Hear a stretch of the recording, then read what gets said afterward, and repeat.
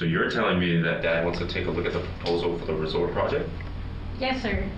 Medyo tinablan po yata siya doon sa pag-uusap niyo kanina. So, may konting change of heart siya. Gusto na rin niya tulungan yung community ni Ikit. That was totally unexpected.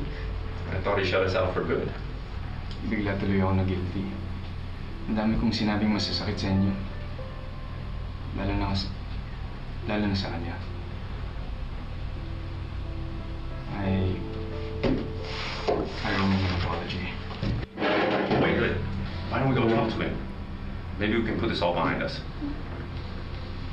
You know what, you're right. And I think ngayon yung perfect time na mag-heart-to-heart na kami ni Dad. Maybe I can finally resolve the conflict with him. Yeah. Well, let me text Ikit. We're supposed to meet up. Maybe she's on her way already. True. What? I just got a text from Dad. What is it? Clara, call security. Go to Dad's office right now. Drew, let's go. Let's help. Di ba mo ako?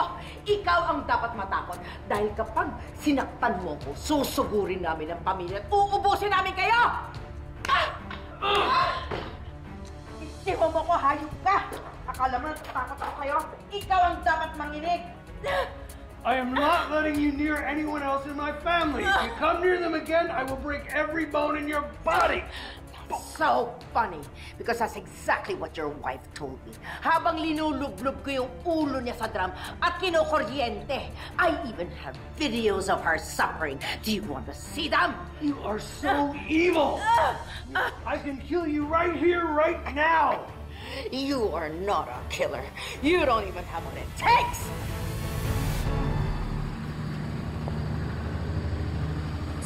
Saklolo! Saklolo! Huwag mo akong patayin, please. Maawa ka. Why should I listen to you? Do you have any idea what it was like? Did you listen to my wife when you took her and tortured her? Please, William, please. Diyos ko, kaya po may dumating pagsasakyan, makahingi ako ng tulong.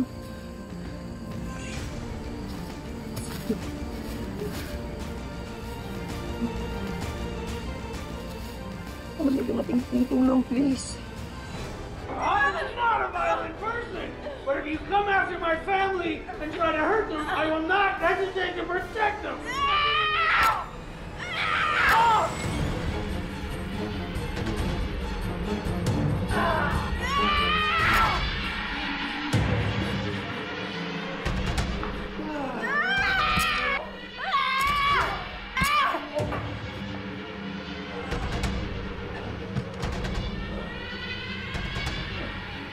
Wala ka palang pinatbate. Dapat kanina mo pa ako pinatay.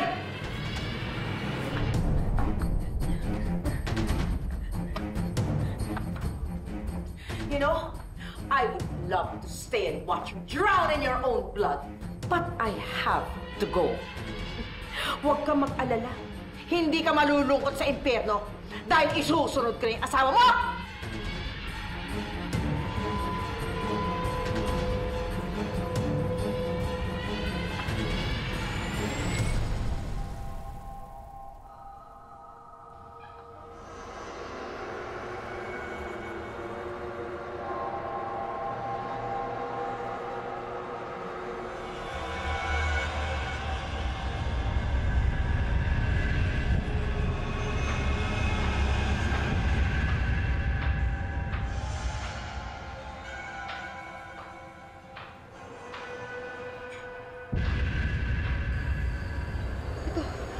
Sana sila na makaligtas sa akin.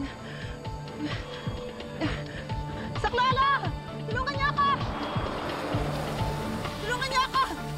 Tulungan niyo ako! May mahabol sa akin! Surprise! I figured na pagod ka ng tumakbo. Kaya we came to pick you up. Hindi na ako mapayag na babalik mo ko doon. So may gana ka pa palang magpa-hard to get. Kahit anong gawin mo, Tita May, hindi ka mananalo sa amin because we got you outnumbered. Kaya sumuko ka na lang kung ayaw mong tadtarin ka ng bala ng tauhan ni Tita Soraya.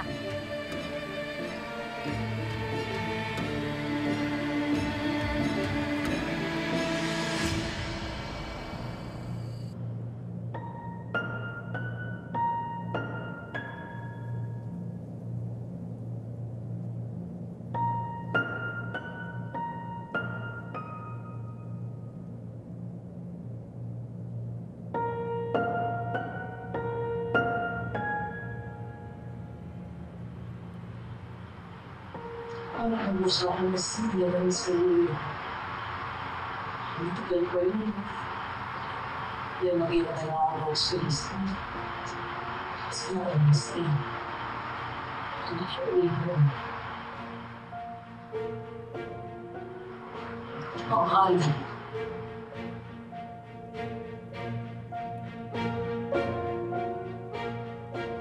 Batu?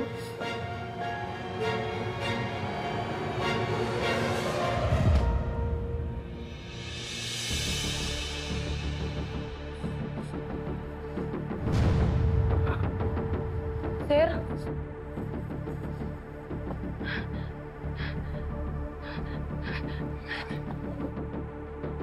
Sir?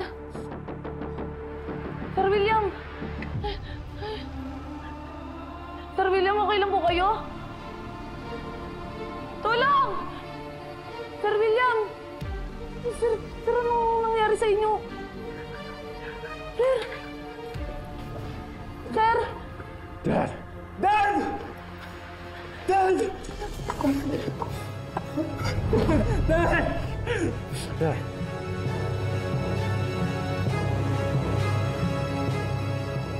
How did this happen? Who did this? Sir, hindi ko ho alam. Pagpasok ko, nakaganyan na po si Sir William na nakahiga na nakahandusay na po siya. Tapos, hindi ko alam po kung ano po yung nangyari, sir. You, don't just stand there. Search the whole place. Maybe the person who did it is still here. Call security right now. Get the police. Kuya, may pulso si Dad pero mahina lang. Tulungan niyo kami! Dali na natin si Dad sa hospital. Dad, we got you, okay? Don't worry, you and I are here.